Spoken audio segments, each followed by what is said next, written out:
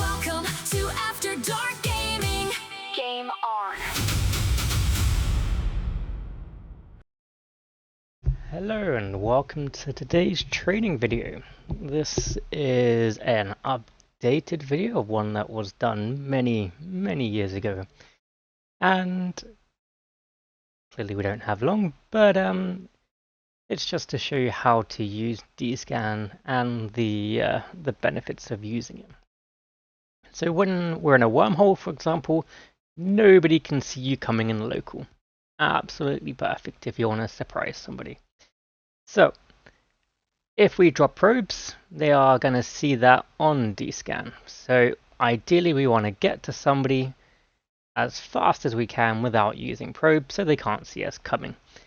If in the event we do need to use probes, we still need to use DScan, because if you DScan it first, you can normally get them within 1 to 2 scans, rather than having your probes out for 5 minutes probing the whole system to find them. If you only have your probes out for 1 or 2 scans, it's only going to be there for 10-15 seconds, and there's a chance that they still might not see it. So in terms of how DScan works, this is everything that's within range. So range here is 14.4 AU, and we can modify that to 10, 5, 1, and 0.1. And then we've got angle. So this is 360, so it's a whole circle.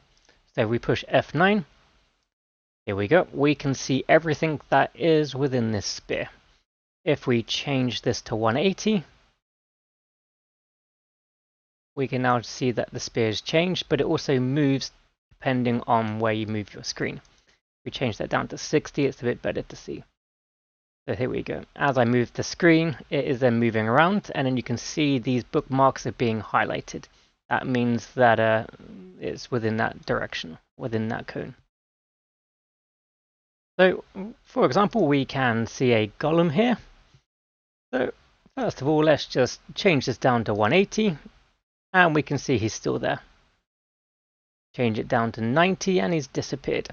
So if we move a little bit to the left, he's still not there. Go around to the right maybe. Or up.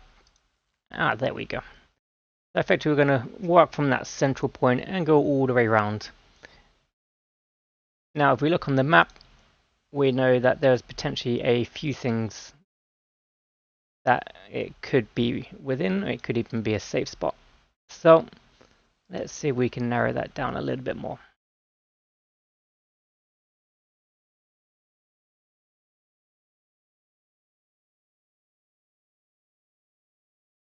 Here we go.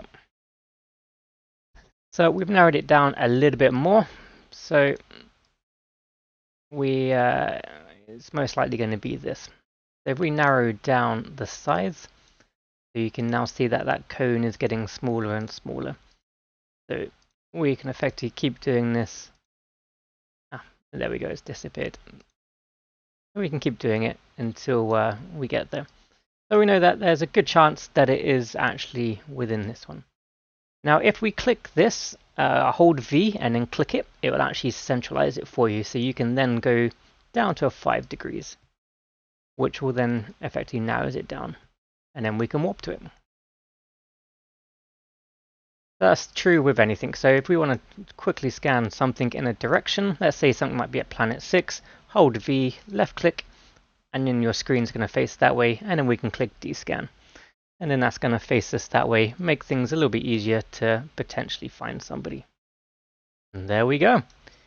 So if we hadn't already had this site bookmarked, we would have got them down to about 10-15 degrees, would have narrowed down the range.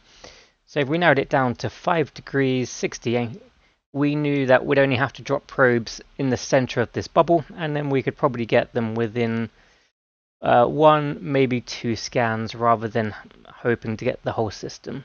So you'll get them that much faster. And that's the end of our little video.